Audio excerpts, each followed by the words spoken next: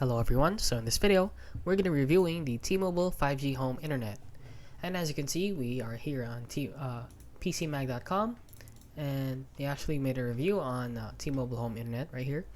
And for the pros and cons, the pros of T-Mobile Home Internet is that it is good for basic surfing, multiple plan options, it has a simple setup, and the cons of it is that it has a slower than cable or fiber, and speeds vary throughout the day. Now, is this right for you? Is this internet right for you? So the short answer is it depends. If you just want a basic internet, you can use this. However, if you're into gaming or heavy internet stuff for like streaming or gaming, this internet service might not be right for you since it may be slow and can interrupt. It depends on the day, time of day you're playing or streaming. Your internet can be slow. So as you can see, if you scroll down here, the setup is remarkably simple, blah blah blah, and performance, it depends on when you use it.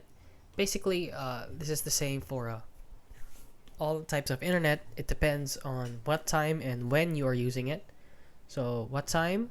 So it depends. For example, in the evening, it is more slow since a lot of people are using it, and it also depends on where.